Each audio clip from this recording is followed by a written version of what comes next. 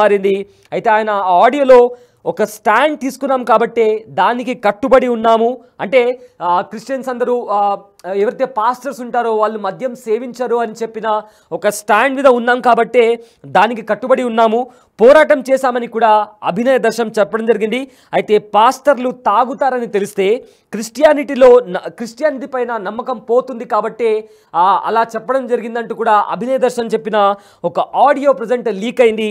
అయితే ఈ ఆడియో పైన ప్రజెంట్ నెటిజన్స్ కూడా మండిపడుతున్నారు. ఇన్ని రోజులు ప్రవీణ్ మద్యం తీసుకోరంటూ కూడా కొందరు చేసిన పోరాటాలు, ఆందోళనలు, అసలు ఇవన్నీ ఇన్ని క్వశ్చన్స్ చేశారు కదా, ఎవరిని మభ్యపెట్టడానికి ఇవన్నీ చేశారంటూ కూడా చాలామంది సోషల్ మీడియాలో కామెంట్ చేస్తున్నారు. అసలు అభినయ్ దర్శన్ ఏం మాట్లాడారు, ఆ ఆడియోలో ఏముంది ఒకసారి విందాం. ఓకే, బెంగళూరులో నేను కూడా నాకు తెలుసు అండి, అది నాకు తెలుసు. కాకపోతే మనం ఏంటంటే దాన్ని బయట పెట్టాల్సిన అవసరం లేదు కదా, ఆ చిన్న చిన్న ఇష్యూ అనేది పర్సనల్. అవునవును. కాకపోతే జరిగిన సంఘటన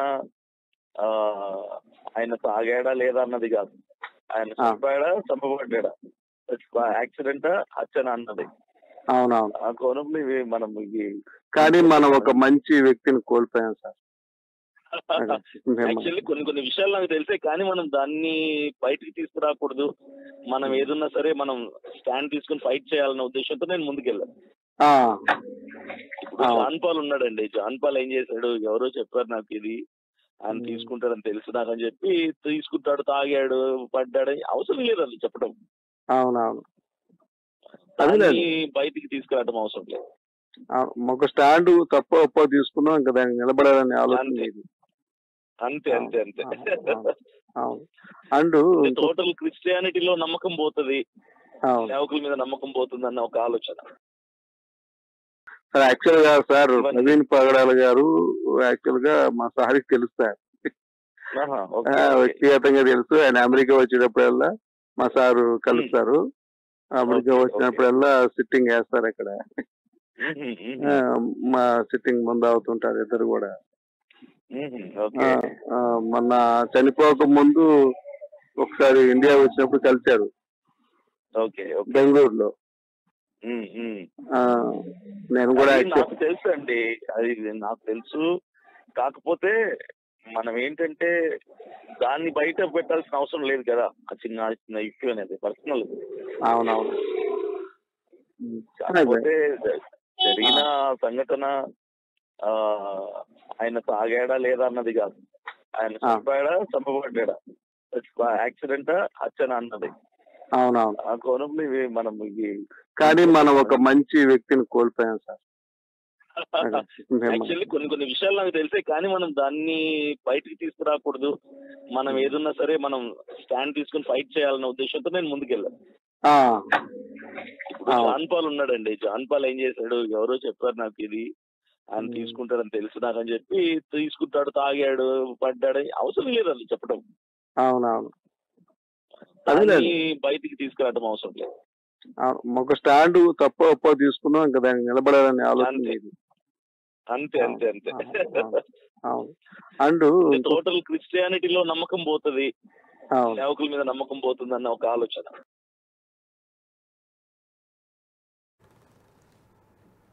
రైట్, విన్నారు కదా, ఆ సంగతి నాకు ముందే తెలుసు. అంటే పాస్టర్ ప్రవీణ్ పగడాల మద్యం సేవిస్తారని కూడా ఆ విషయం నాకు ముందే తెలుసు. కానీ ఆ క్వశ్చన్ అది కాదు, చనిపోయాడా లేదా చంపబడ్డాడా అని దాని మీద మా పోరాటం జరిగింది. ఒక స్టాండ్ తీసుకున్నాము, కొన్ని విషయాలు బయటికి రాకూడదు. ఎందుకంటే అలాంటివి బయటికి వస్తే చాలామందికి కూడా క్రిస్టియానిటీ పైన నమ్మకం పోతుంది అనే దాంట్లో కూడా ఆయన మాట్లాడిన ఆడియో ప్రజెంట్ ఇప్పుడు వైరల్గా మారింది. అయితే ఇప్పుడు ప్రజెంట్ ఈ ఆడియో వైరల్గా మారిన తర్వాత చాలామంది కూడా బయటకు వచ్చి క్వశ్చన్ చేస్తున్నారు. అప్పుడేమో అందరూ పాస్టర్ ప్రవీణ్ పగడాల మద్యం సేవించరని చెప్పారు కదా, ఇప్పుడేంటి ఇలా మాట్లాడుతున్నారనే కోణంలో కూడా మీరు చేసిన పోరాటాలు ఏమయ్యాయి అంటూ కూడా చాలామంది క్వశ్చన్ చేస్తున్నారు.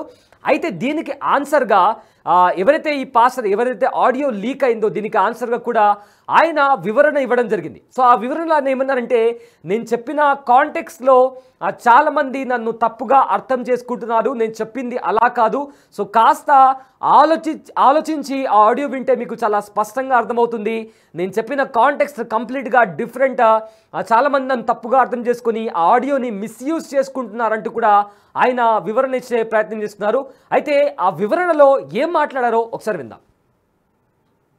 31 minutes ఉన్న డ్యూరేషన్ గల వీడియో అంటే వీడియో కాదు, ఆడియో రికార్డింగ్ నేను విన్నాను. అది విన్న తర్వాత నాకేం పెద్ద ఆశ్చర్యం ఏమి కలగల.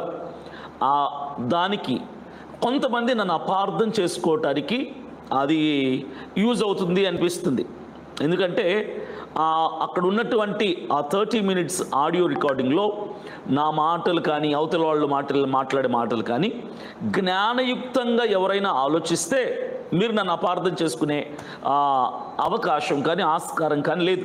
కానీ అక్కడ ఎవరైతే అభినయ్ దర్శన్ని తప్పు పట్టాలని ఎదురు చూస్తున్నారో అలాంటి వాళ్ళకైతే తప్పకుండా నేను అపార్థమే అవుతా.